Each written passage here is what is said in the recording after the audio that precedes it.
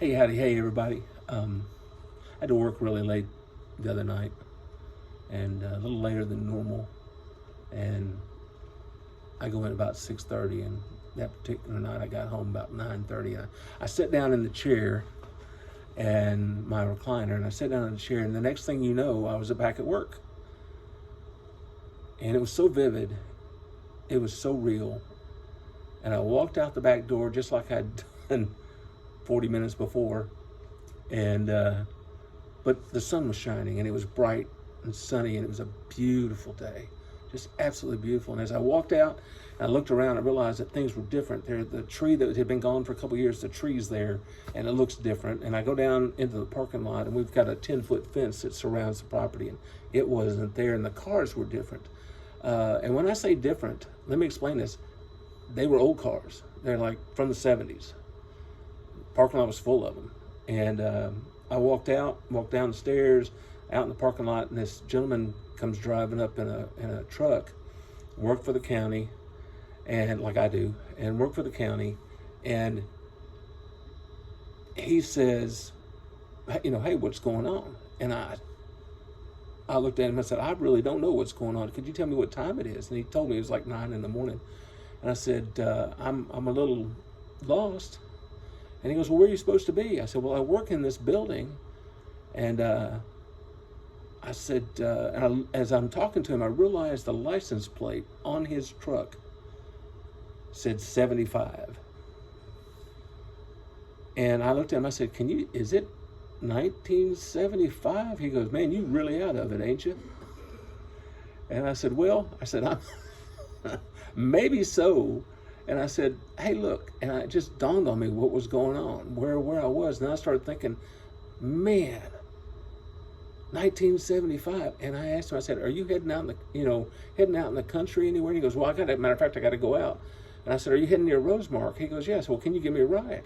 So he drops me off at my old house, 1975. And I walk down the driveway, walk up to the front porch, don't know what I'm thinking. But I knock on the door, and my mom answers.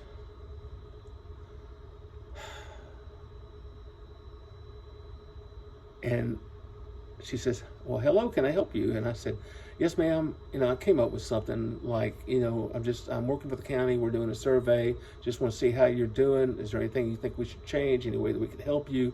And she says, well, come in and have a cup of coffee. Let's talk about it. And so come in, and we sit down at the kitchen, and a little bar at the kitchen. That was awesome. Oh God, it was awesome. Everything was the way I remembered it.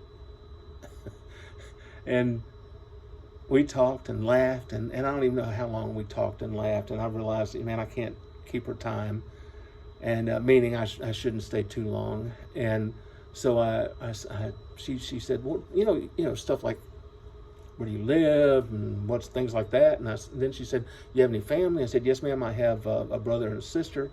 And my brother, he's a minister, and he's absolutely wonderful, and he has a beautiful family, a beautiful wife, and grandchildren, and loved by all kinds of people. And I said, my sister, she's such a lovely person, and she just retired, and just have a wonderful family.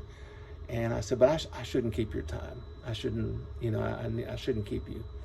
And so, as bad as I hated it, I got up and thanked her for the coffee and walked towards the front door. And she says, hang on just a second. And I said, yes, ma'am. And she turned around and she walked up and she kissed me on the cheek. And she said, hey, I said, what was that for? And she said, before you got here, I was sitting in that chair over there, and I know my health is getting really bad, and I don't know how much longer I'm going to be here.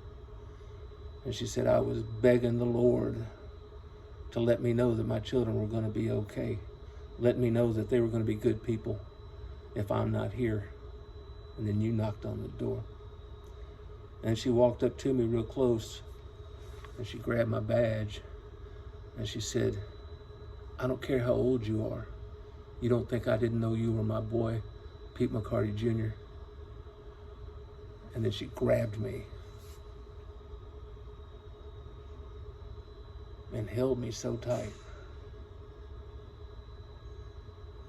And then I woke up. It was so real.